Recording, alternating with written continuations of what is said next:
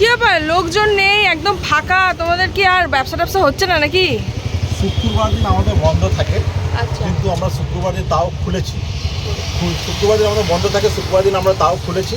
কিন্তু তুমি শুক্রবার আমার সেল দেখো, লোকজন নেই, মানে এই যে ফাঁকা আর অল্প আছে। না কিছু কিছু মানুষ বলছে যে এই যে তাদের অ্যান্সার এটা, এই যে এটা শেষের মুখে, এই যে শেষ, এই যে গামলা, আর আরও দেখাবো, এই যে গামলাগুলো রাখা, এই যে চিলি চিকেন।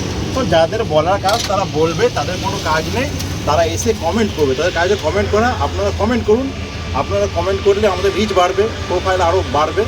তো থ্যাংক ইউ এই করার জন্য।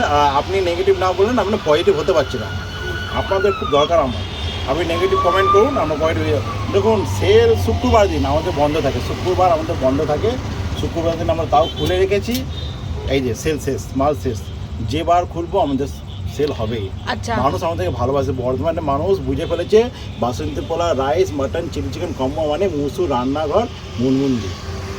আচ্ছা একটু ব্যাক ক্যামেরায় আমাকে একটু ধরে দাও তো। এটা বলতে পারে যে এই ভিডিওটা শুধুমাত্র এই কারণেই করা হচ্ছে, আমার ভিডিওটা যেহেতু আমি ভিডিওটা ধরে দিচ্ছিলাম, অপোজিটে ছিলাম, তো আমি সেই জন্য ওকে দিয়ে ফোনটা ধরা করালাম।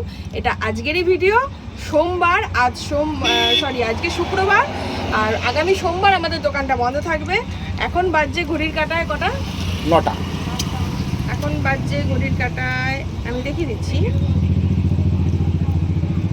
9:14, ঠিক আছে। আর আজকে হচ্ছে ফ্রাইডে, 9:14 বাজছে, 9:30 মধ্যে মোটামুটি যা থাকবে সব শেষ। আজকে শুক্রবার, দোকান বন্ধ থাকে, সেই জন্য লোকের মানে আসা যাওয়াটা কম। আপনাদের এই ভুল ধারণাটা রাখবেন না। আর এত রান্না করে নিয়ে এসে আমরা নিশ্চয়ই রাত্রিবেলা বাড়িতে বসিয়ে জমিয়ে খাই না, সবাইকে বিক্রি করে কাস্টমারকে খাইয়ে তারপর যদি অল্প স্বল্প কিছু বাঁচে সেটাও আমরা খেতে পারি। কিন্তু পুরো এক গামলা খাবার করে এনে এখানে নষ্ট করার জন্য আমরা খাবার করি না, অন্ন আমরা নষ্ট করি না, ঠিক আছে?